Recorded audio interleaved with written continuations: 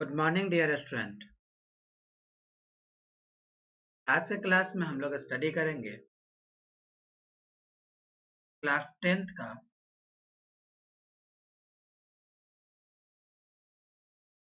Mathematics Hindi medium में। चलिए शुरू करते हैं। गणित पाठ 2 बहुपद। ये बहुपद बच्चों कक्षा 10 के लिए।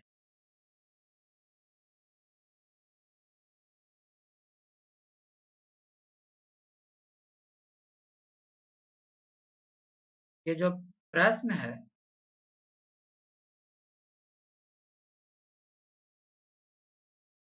ये प्रश्नावली 2.1 से लिया गया है। प्रश्नावली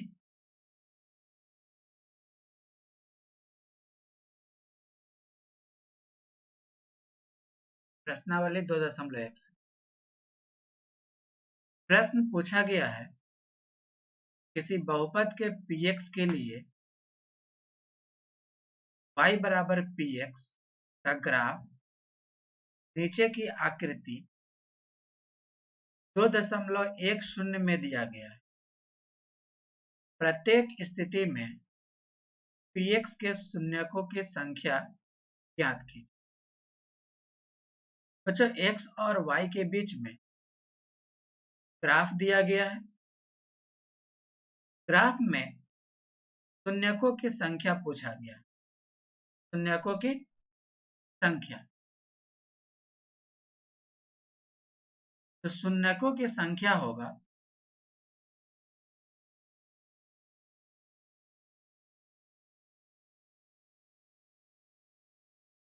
ये होगा कि ग्राफ x अक्ष को कितने बार प्रतिच्छेद करता है। ग्राफ x अक्ष को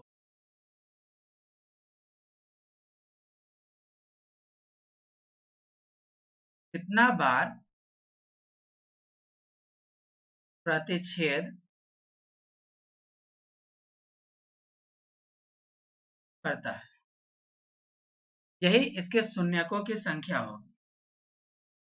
ग्राफ जितना बार x अक्ष को टच करेगा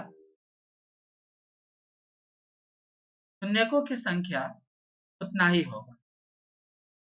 अगर हम लोग पहले प्रश्न की बात करें, यहाँ x अक्ष को ग्राफ जो है वो टच नहीं किया है, एक बार भी कट नहीं किया है। यहाँ शून्यकों की संख्या 0 हो जाएगा। यहाँ पर ये जो ग्राफ है x अक्ष को केवल इस बिंदु पर कट किया, शून्यकों की संख्या 1 हो जाएगा। यहाँ पर x अक्ष को ग्राफ 3 बिंदु पर कट किया है, शून्यकों की संख्या 3 हो जाएगा। इस ग्राफ में x अक्ष को 2 बार प्रतिच्छेद किया गया है, शून्य की संख्या 2 हो गया। यहाँ पर 1 2 3 और 4, तो शून्य की संख्या कितना हो गया 4। यहाँ पर 1, ये सिर्फ टच किया है तो 2 और ये टच किया है तो 3। शून्यकों की संख्या इस प्रकार हम लोग निकाल सकते हैं।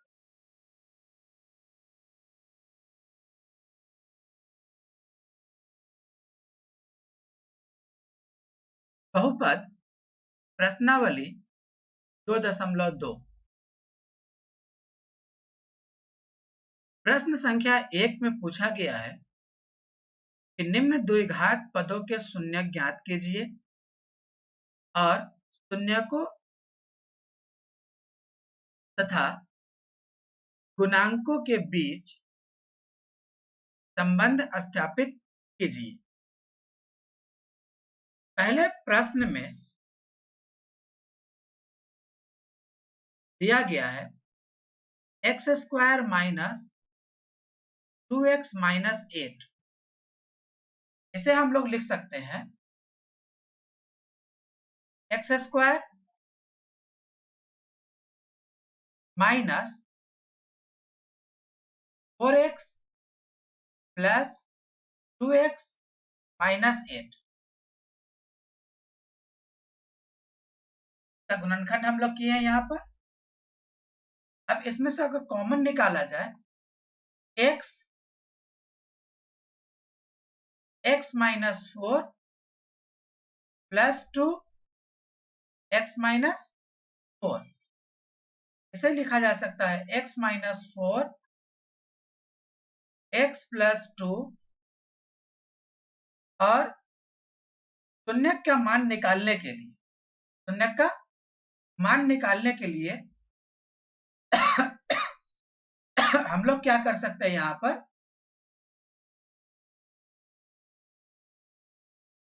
x माइनस 4 इक्वल टू 0 ले सकते हैं और x प्लस 2 इक्वल टू 0 कर सकते हैं। यहाँ से x का जो मान होगा वो हो जाएगा 4 और यहाँ से x का मान हो जाएगा -2।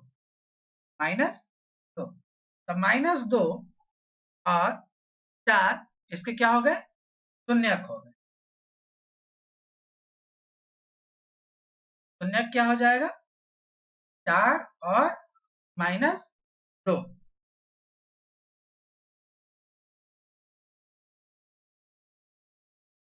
जो शून्यक है उसका अगर योग निकालना हो कि हमें संबंध स्थापित करना है, तो शून्यकों का योग क्या हो जाएगा,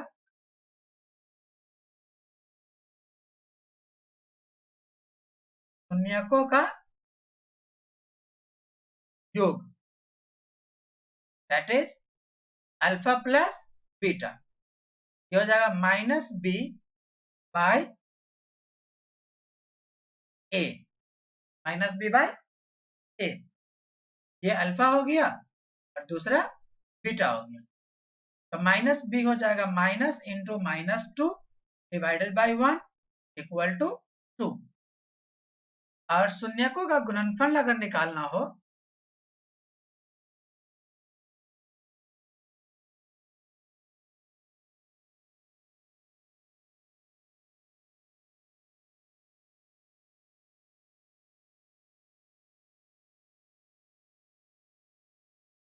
शून्यकों का गुणनफल निकालना हो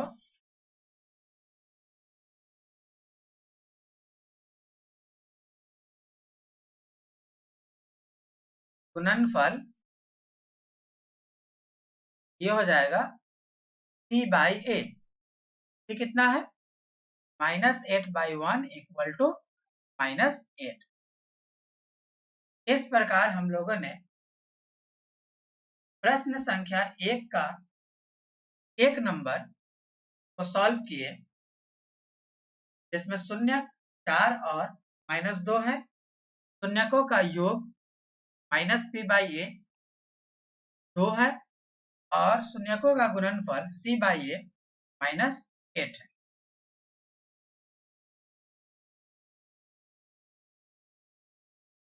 तो दूसरा प्रश्न है इस क्वेश्चन का, वो दिया गया है 4s स्क्वायर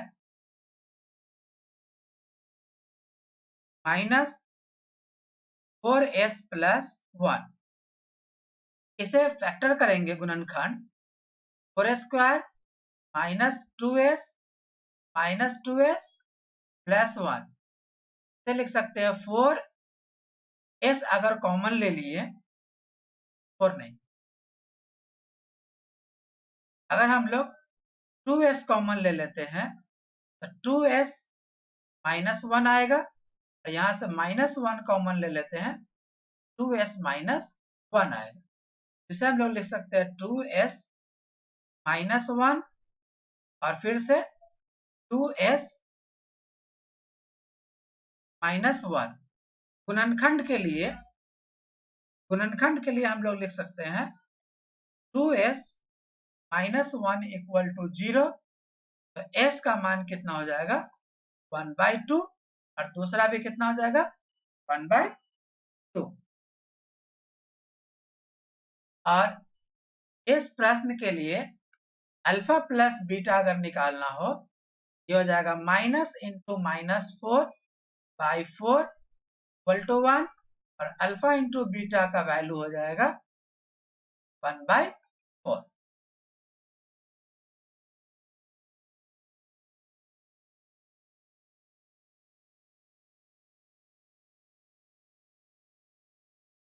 तो तीसरा प्रश्न दिया गया है इसमें, ये है 6x² minus 3 minus 7x arrange कर ले।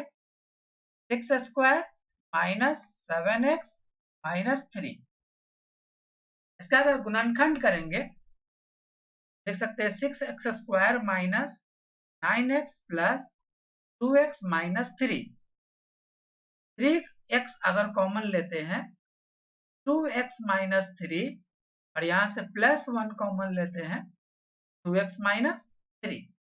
इस तरह से 3x प्लस 1 और 2x माइनस 3 हो जाएगा। अगर हम लोग शून्यक निकालना चाहें तो 3x प्लस 1 इक्वल टू 0 करना होगा और 2x माइनस 3 इक्वल टू 0 करना होगा। x का मान यहां से आ जाएगा 1/3 और यहां से x का मान आ जाएगा प्लस 3/2। अल्फा प्लस बीटा हमें निकालना होगा तो हम लोग लिख सकते हैं minus into minus 7/6 that is 7/6 और अल्फा इंटू बीटा अगर निकालना होगा इसका करेंगे minus 3/6 equal to minus 1/।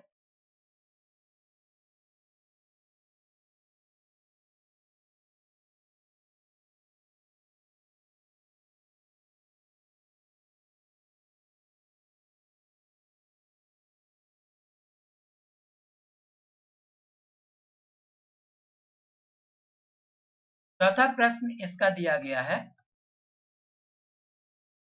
4u² plus 8u का गुणनखंड हमें करना है।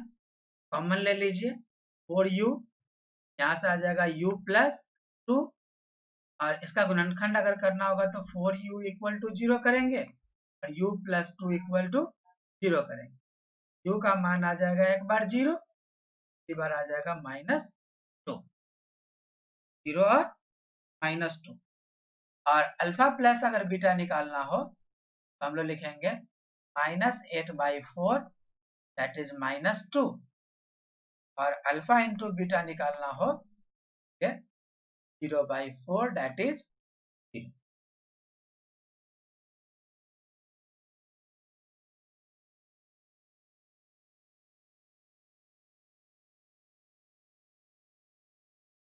इसका पांचवा प्रश्न दिया गया है t² माइनस 15, t² माइनस 15। तो इसे कैसे लिख सकते हैं? इसको लिख सकते हैं t² माइनस √15 का स्क्वायर, क्या हो जाएगा a² minus b² t plus √15 और t माइनस √15। गुणनखंड के लिए हम लोग लिख सकते हैं t प्लस √15 इक्वल टू 0 और t माइनस √15 इक्वल टू 0। एक बार हमें t का वैल्यू आ जाएगा -√15 और दूसरी बार t का मान आ जाएगा प्लस √15। तो अल्फा प्लस बीटा अगर देखें ये हो जाएगा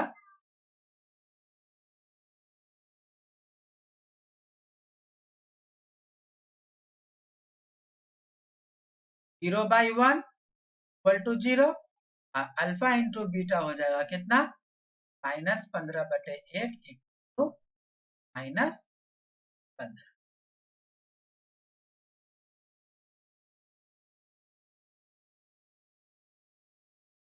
छठा प्रश्न दिया गया है 3x² माइनस x प्लस -4, इसे हम लोग करें तो लिख सकते हैं 3x² minus 4x plus 3x minus 4 गुणनखंड हो गया। x कॉमन निकाल ले तो हो जाएगा 3x माइनस 4, यहाँ से +1 कॉमन ले लेते हो तो हो जाएगा 3x माइनस 4। तो लिख सकते हैं x प्लस 1 और 3x माइनस 4। गुणनखंड के लिए कर लेंगे x प्लस 1 इक्वल टू 0 और 3x minus 4 equal to 0। x का मान जो है वो हो जाएगा -1 और यहाँ से x का मान हो जाएगा बाई अल्फा प्लस बीटा हो जाएगा माइनस इंटू -1/3 दैट इज 1/3 और अल्फा इंटू बीटा जो हो जाएगा वो हो जाएगा -4/।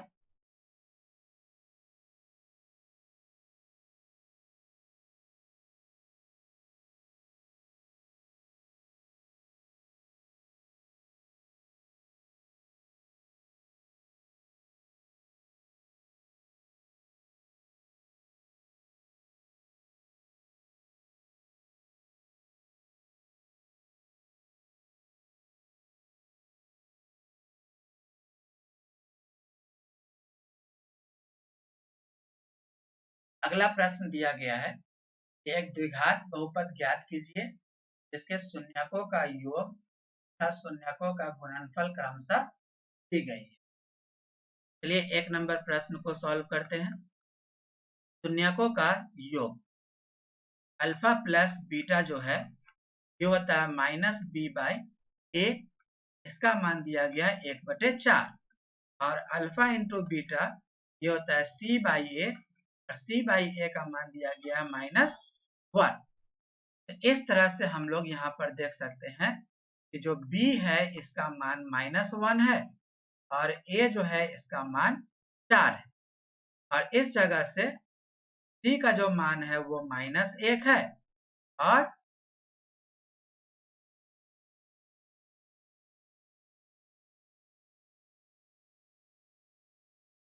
हमें क्या करना होगा, इस जगह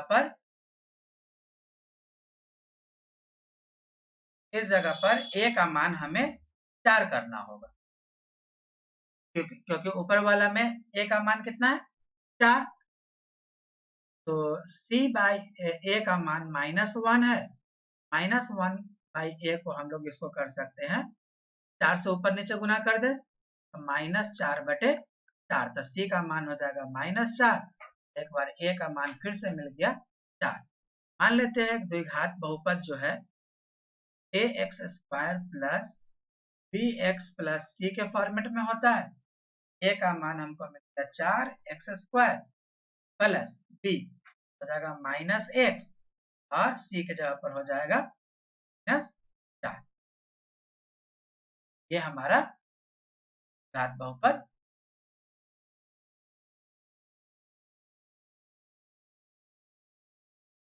तो दूसरा प्रश्न है, इसमें शून्यकों का जो योग है, शून्यकों का योग है वो √2 है, गुणनफल 1/3। दूसरा प्रश्न में अल्फा प्लस जो बीटा है का मान दे रखा है √2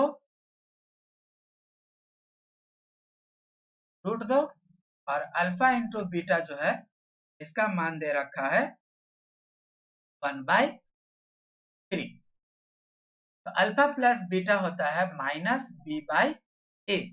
तो इस तरह से हम लोग देखें कि b का मान जो है वो -√2 हो गया और c का जो मान है वो हो गया 1।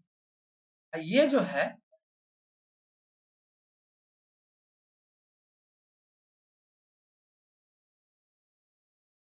अल्फा इंटू बीटा ये होता है c/a, c/a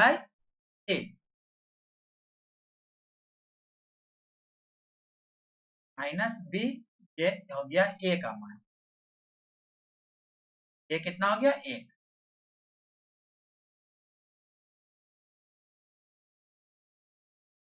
इस जगह से हमें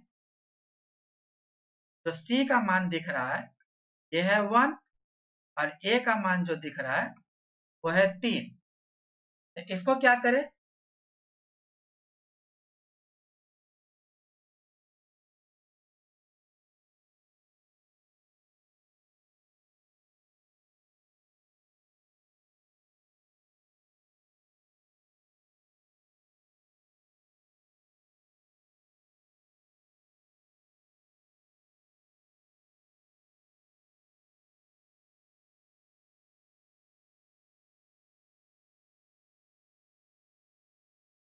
यहाँ पर a का मान 3 है।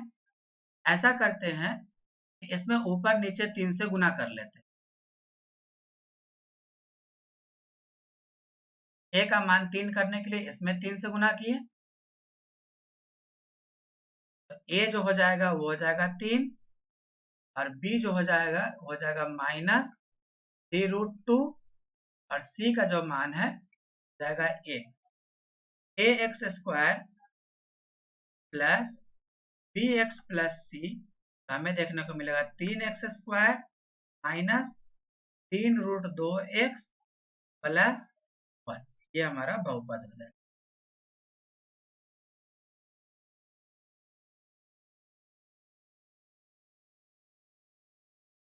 तो तीसरा प्रश्न दे रखा है,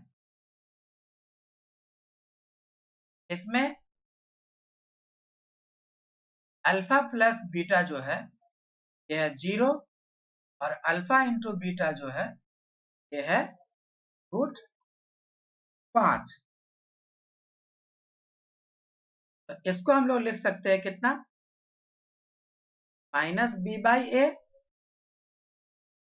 इस जगह से b का जो मान है हो जाएगा 0 और a का जो मान है वो हो जाएगा 1 और यहाँ पर अल्फा इंटू बीटा होता है c/a, तो c का मान मिल गया √5 और a का मान हो गया 1। ax² plus bx plus c से अगर हम लोग तुलना करें, ये हो जाएगा x² plus 0x plus √5, x² plus √5 ये बहुपद हो गया।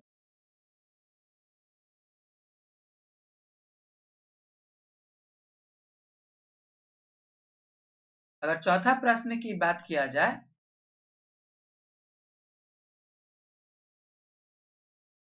तो अल्फा प्लस बीटा का मान भी कितना है 1 और अल्फा इंटू बीटा का मान भी कितना है 1। ये हो गया -b/a, ये हो गया c/a। यहाँ से हमें b का मान -1 देखने को मिल रहा है और a 1 देखने को, यहाँ से c का मान भी 1 है और a का मान भी 1 है। ax² plus bx plus c ये हो जाएगा x² माइनस x प्लस 1। ये हमारा बहुपद होगा।